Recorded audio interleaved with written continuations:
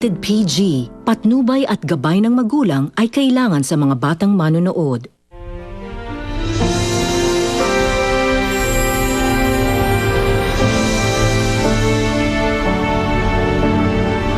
Inaanyayahan ko kayong lahat sa aming nalalapit na kasal.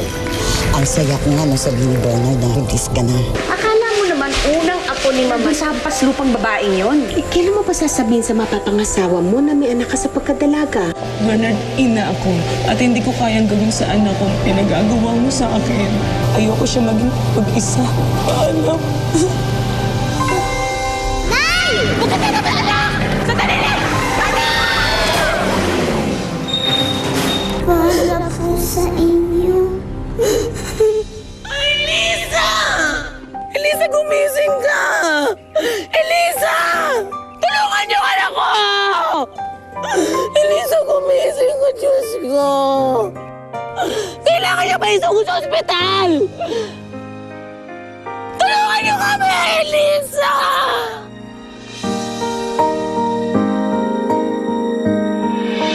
Ano ibig mo sabihin hindi na matutuloy ang kasal niyo ni Maita? What are you talking about?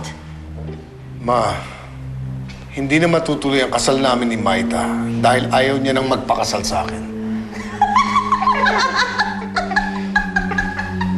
Why are you laughing, Jordana? Because it's funny. I just find it so funny. Biruin mo, yung hampas lupa pa na yon ang ayaw magpakasal sa'yo, nag-back out? Tumigil ka! Grabe, the nerve! Ay, naku. Tumigil ka! It's not funny, Jordana. Ay, naku, Mama. Oh, sige, fine. Bernard, ano bang dahilan at nag-back out si Maita? Hindi ko alam, Ma. Pwes, alamin mo. And then convince her na matuloy pa rin ang kasal niyo.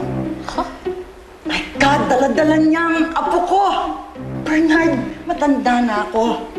Gusto ko, bago man lang ako mamatay, magkaroon na ako ng apo. Gawa mo ng paraan.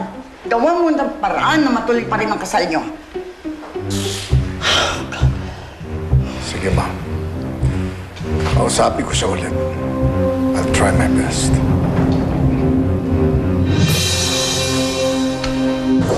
Tulong!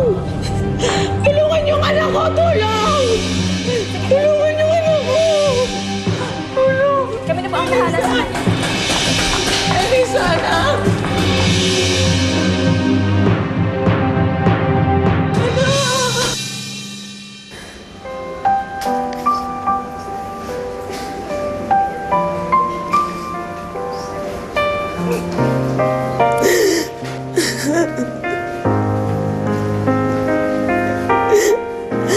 Mahal na mahal din kita, anak. Mahal na mahal kita. Elisa. Maita! Maita, nagmamadali ako pumunta dito. Kamusta na si Elisa? Siyang, hindi ko pa rin alam. Mahigit 2 oras na ako nag-aantay dito para wala pa rin balita. Lakasan mo ang loob mo.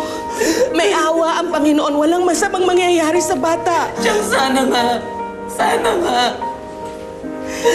Siyang, hindi ko alam kung anong gagawin ko pag nawala siya.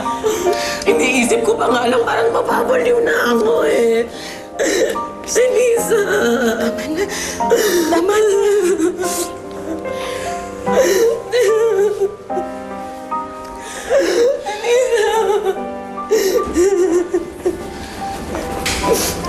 Excuse me po. Sinong kasama ni Elisa Santos? Ako ho ang nanay niya. Kamusta na ho yung anak ko, Dok?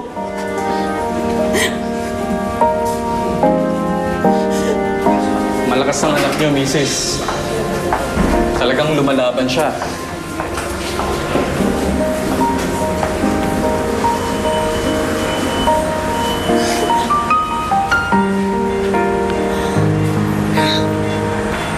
Matindi ho talaga ang pagkakabundol sa kanya eh.